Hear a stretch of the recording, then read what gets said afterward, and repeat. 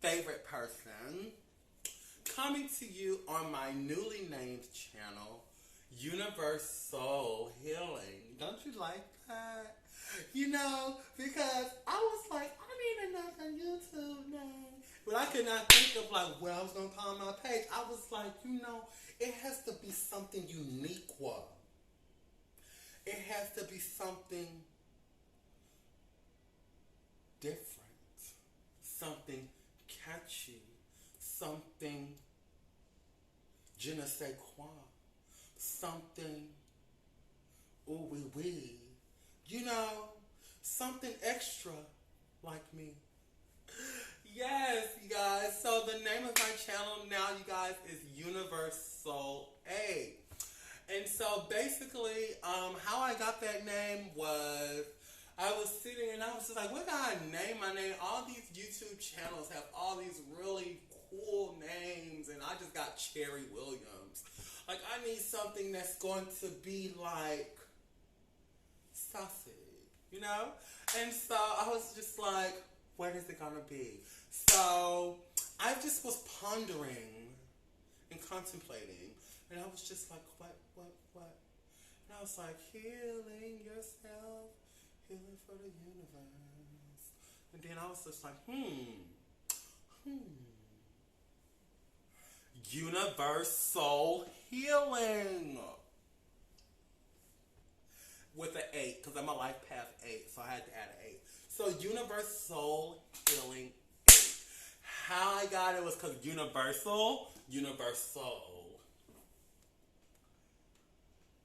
They thought I wasn't the sharpest tool in the shed. I'm here to let these people know that I am, honey. I wouldn't have thought about that on my own, but I did. Anywho, I'm back with another vlog, you guys. Thank you guys for following me. Thank you guys for supporting me and liking my videos and subscribing. I'm so grateful. So this is just like an update, and I want to talk about where I'm at this present moment. As well as I want to touch bases on aftercare. Like, you know, after you leave rehab or facility, your aftercare, your after plan. Like, what do you plan on doing after? So, you guys, initially I had intended on going to a long-term facility for 15 months in Queens. However, the Lord felt like, you know, I should do something else. And it didn't work out in my favor. And I'm totally okay with it. Before, when something like that would happen where I had my heart set on one thing and everything just fell apart and it didn't go as planned, I would completely fall apart. But now I'm learning how to adjust my energy with the circumstances that I am faced with. So whatever I'm dealt with, be it good or bad, to keep myself leveled and to not overreact or underreact, but just adjust to these circumstances. And how I adjusted to that circumstance of me not being able to go to the long term, how I had planned and hoped for, was I had a backup plan. I told my worker when I was in rehab to also schedule me an appointment for an outpatient, just in case. Because I just, you know, I wanted to have a plan B. And I'm so glad that I did that. I'm so grateful that I did that. Because my plan B is where I'm going tomorrow. I start my outpatient tomorrow. Well, my intake for my outpatient tomorrow. And I'm super excited. I don't know if you guys have been following all of my videos, but I've been to this outpatient before. I've discussed it plenty of times on my previous vlogs, like my early vlogs. And so, yeah, I'm going back, but this time I am completing the program. I never completed because I would always relapse, and then, you know, I would feel guilty and shameful just not want to get on my YouTube page because I'm ashamed of myself. I'm feeling guilty because I made a mistake and I did something wrong, and I was just feeling like, dang, like how can I go on here sharing my experience if I'm not doing the right thing? And yeah, so I just when I make like when I would previously make a mistake, or if I was faced with circumstances that I could have been a better, I could have done better with the choices I made leading up to the circumstances. Knowing that it used to eat me up, and I would like get really depressed or down on myself. I would beat myself up, and so that in itself, especially when I was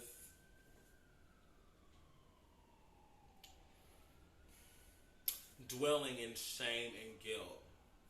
Shame and guilt, like, will keep, in my experience, has kept me in a cycle of repetitious mistake making, repetitiously making bad choices, because I'm not being real, not only to myself, but to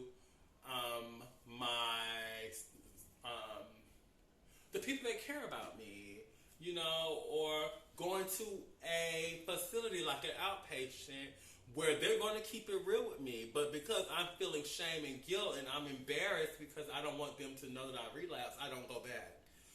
And so that keeps me in a cycle of bad decision making. So now, what do I plan on doing differently this go round? I just plan on doing what I did when I was faced with that circumstances. Well, I'm gonna do the same thing when I did when I was faced with the circumstance of not being able to go to the long-term facility. I'm just gonna adjust. I'm not gonna overreact. I'm not gonna underreact. I'm not making any of those types of mistakes. The reason why I was making those mistakes like that before, because I wasn't being honest with myself and I wasn't being real with myself. I was still entertaining energy and company that did not support my most highest good. I still was having people over here that were negative people, you know, people who were still getting high, people who didn't genuinely want to see me do better because I was so afraid of losing. I felt like if I have to cut people off, I'm losing. But the fact of the matter in that case was that I was losing me, but I couldn't see that. And I see that now. And so now this update, like I'm telling you guys, I got my, I go to my outpatient tomorrow. And this past week, which has been a whirlwind of emotions and a lot of shit, man, let me tell you. Okay, so a part of me being able to upkeep my sobriety this go round is, like I said, I've been cutting people off, and I don't feel bad about it now. I don't feel bad now.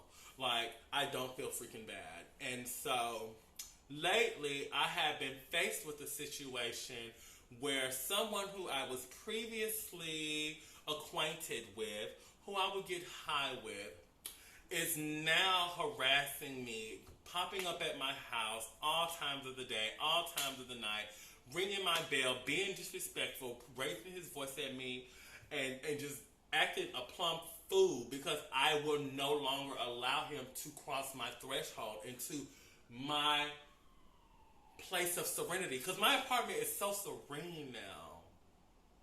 It's so serene and it's so peaceful now. And he was upset about that. because I'm no longer allowing him to come into my home so freely. No, I made it very clear with him that I don't want to see you until you pull your shit together. And even then, I'm still not going to want to really see you. Like, get your shit together. Because I have to get my shit together. And entertaining your company is not getting my shit together. It's me babying you. And I'm not doing that. I don't even baby myself. But this one particular night, he was very hostile and being very, like, aggressive.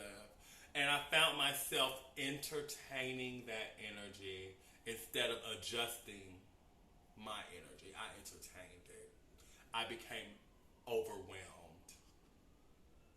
And I was, like, about to do something that was going to jeopardize my freedom.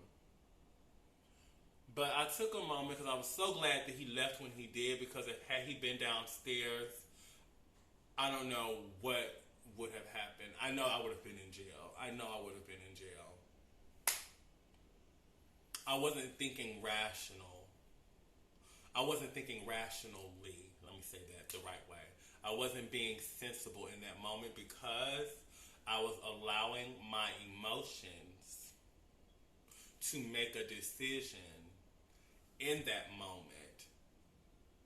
When we are emotional, I think, in my opinion, it's best to give yourself time to really allow that emotion to pass so that you can be rational, so that you can think rationally.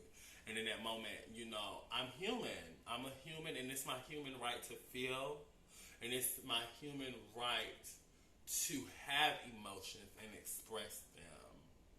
However, it's not my human right to put my hands on someone because they have done something that is displeasing to me. And so that was something that I had to learn in that moment. And honestly, it was God. God was telling me this all in my head. You know what I mean?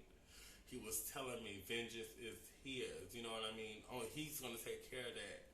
And when I came back upstairs, I just kept praying about my father. And I was just like, God, please remove this man out of my life. Please remove him out of my life, God. Please, because I do not. Because he's harassing me. He's like, this time he got crazy with me. And Father God, I don't want to put myself in a position where I am no longer in control of my reality. When you're in jail, you're not in control. You're being controlled. And that's not what I want. You know what I mean? So that situation happened, which was, for me, a learning situation. I learned a lot about myself. I learned that I have a lot of healing within me that must occur as to why I was so ready to crack that boy head open. I still have some healing to do within me because that's not normal. That's not my natural way of responding to things like that. And when I respond to things like that in that type of way, I am giving my power away. I am my most powerful when I am fully conscious and aware of my thoughts, fully aware and conscious of how I react to things and how not to allow anyone to bring me out of my character. That's when I'm my most powerful. And in that moment, I gave my power away because I was irritated. I was frustrated. And it kind of reminds me of how irritated and frustrated I was when I would relapse. And I would do something stupid because I would continue that cycle of bad decision making out of my frustration and irritation. And so so that's what that was that situation. And this is the best part of the whole time. This is the best part, you guys. This is the best part. So, before I went to rehab, not this last time, but the time before last year, I did an ancestry. And when I got back from rehab, that's when I found out that I have a sister and I have a dad. And guess what, you guys? Last night, I talked to my dad for the first time. It was the best experience ever. It was the best, you guys. Like, I cannot even express in words like how amazing that experience was for me. Growing up, the trauma I experienced as a kid was treacherous, and being told that my mom was a liar and my mom was lying about my dad and she didn't know who my dad was, and then my mom telling me the total opposite. It was like I was confused. But talking to my dad yesterday, and even saying my dad, and like saying it because he's my dad, you know? And like, because I have a dad. It's so surreal. But talking to my dad yesterday, everything he's saying coincides with what my mom was saying. And it was a bittersweet moment because although I forgave my auntie, and I'm going to continue to forgive her because I love her. And I know that she knew not what she was doing. She thought that she was protecting me, and she thought that she was doing the best she could do for me. However she did it, no matter how good or bad it was, you know what I mean? She did what she felt like was best, no matter. She still loved me. She took care of me. I experienced a lot of trauma and abuse, but who doesn't?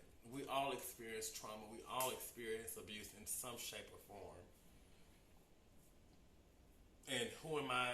This is where I got in my journey, my healing journey. Who am I to point the finger at her, because it wasn't her. Like, trauma isn't just popped up and you just do traumatic shit. That's learned behavior. So, however she treated me and my cousins, and how my cousins treated me, it wasn't because they were born that way. It was learned behavior. She learned it from somebody, they learned it from her.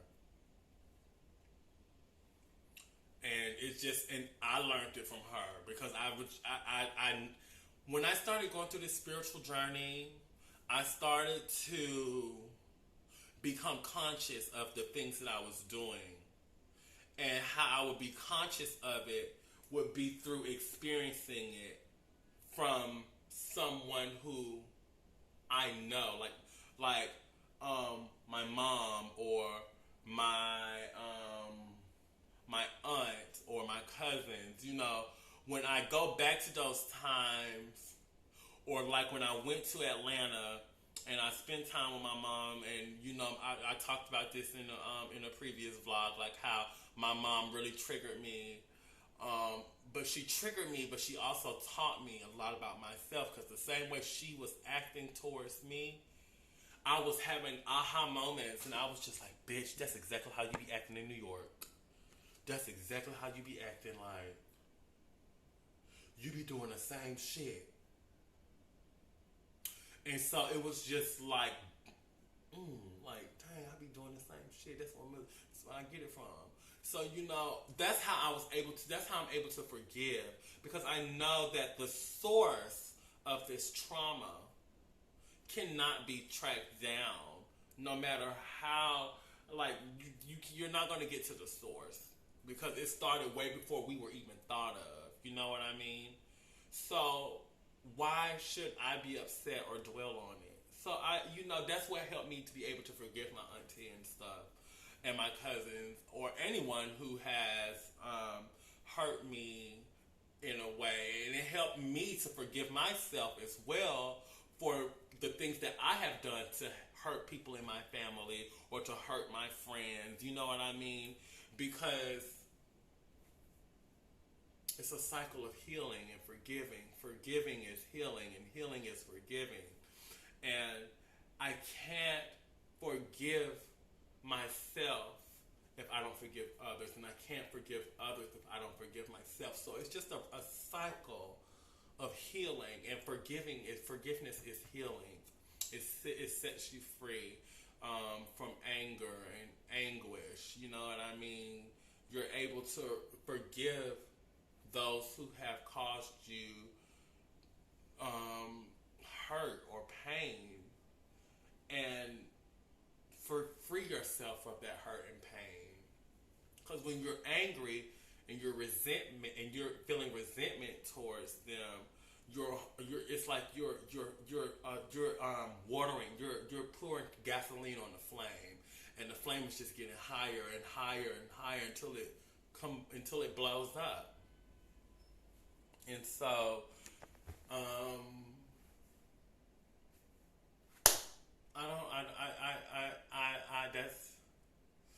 that was my life growing up, and where I'm at today with it and stuff like that, and meeting my dad and seeing that, my aunt was just being my aunt, honey.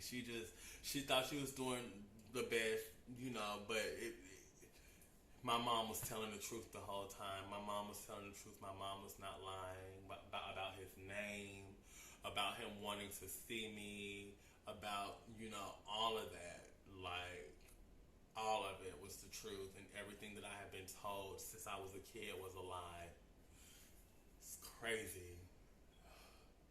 But talking to my dad last night and, like, hearing him tell me he loves me, and I'm never going to feel alone. Like, I felt alone a lot. And that's a void inside myself that needed to be filled. And I'm so grateful. I'm so grateful. And if it wasn't for the grace of God, y'all, I'm going to tell y'all this, and I'm going to wrap this up. I had completely got defeated with the whole coming to terms with not having a dad. And I went to God, and I was just like, Dad, Father God. I was calling him Father God at the moment. I was calling him Daddy then. I was like, you know what, Father God, I'm probably not going to ever meet my dad, and I'm okay with that. So I'll never forget, I said, can you be my daddy? I literally said that to him. I said, can you be my daddy? You're going to be my daddy now, Dad, Father. And from that moment, all the way up until now, I still call him Daddy. I don't even think I asked if I could meet my father. Because I didn't even think that was even going to be an option at that moment. He made a way out of no way. He made the impossible possible for me. I started my 7-day spiritual bath last night, and as I was in the spiritual bath, I was talking to God, and I was crying, and I was just giving him his glory and praising him and just telling him how grateful I was. And I was just like, you make the impossible possible. That was something that was impossible, that was out of my reach, that I thought I would never attain, that I thought I would never experience.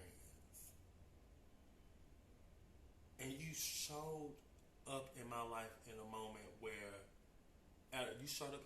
I told him you showed up in my life at a moment where all was lost, and I had no choice but to cling to you. And I get why I had to go through that, because honestly, like my dad told me on the phone last night, all God wants is a relationship. All he wants you to do is come to him and talk to him. And ever since that night, I've had that conversation with him, and I said, I built that personal relationship with him, and I said, I'm going to start calling, you're my daddy, your dad. And I will always be like, hey, daddy, even now, that's my dad's room.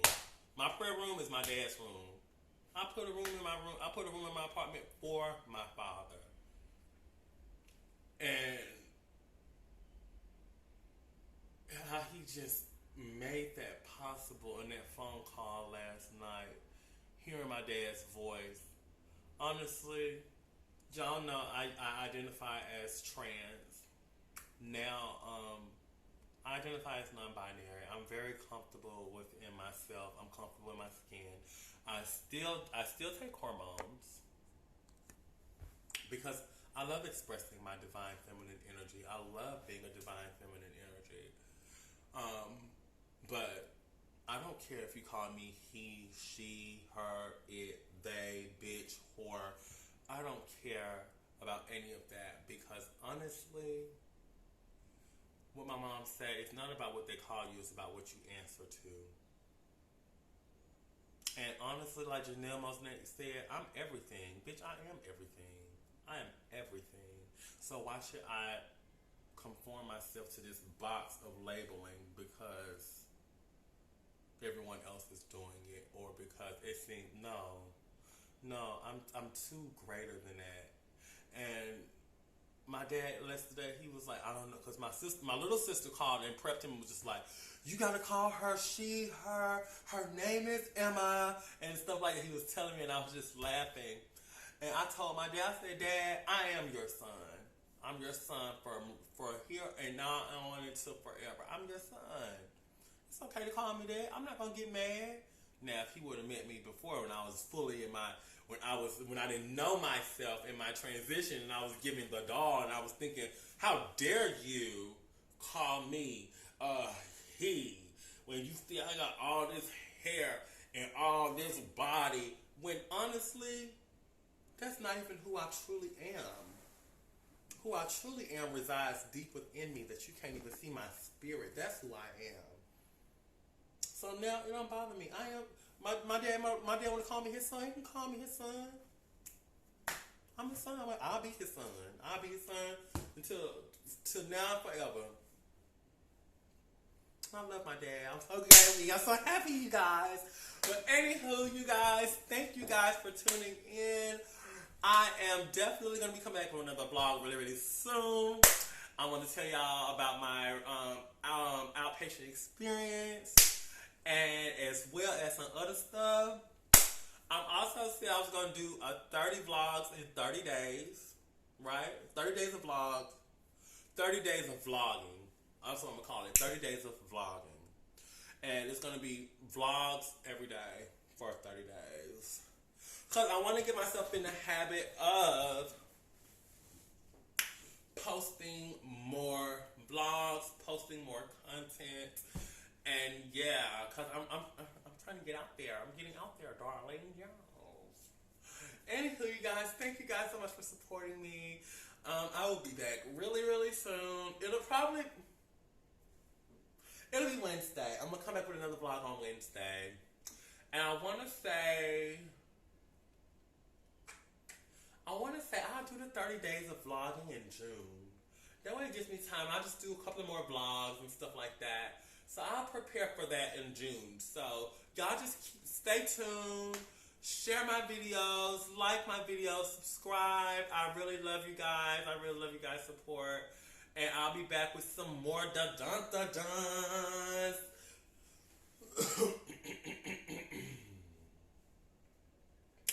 Ba-da-ba-da.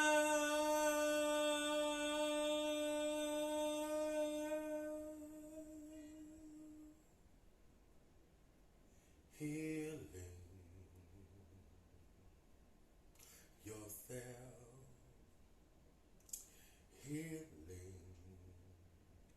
for the universe. You know, I try to do a little different type of genre of music every time. That one did kind of work. I mean, it was still kind of cute. I was trying to give a jazz flavor. But you guys, you know what? I love you guys. Healing yourself is most definitely healing for the universe. Peace, love, and applesauce. But if you like peach sauce, it's peach sauce.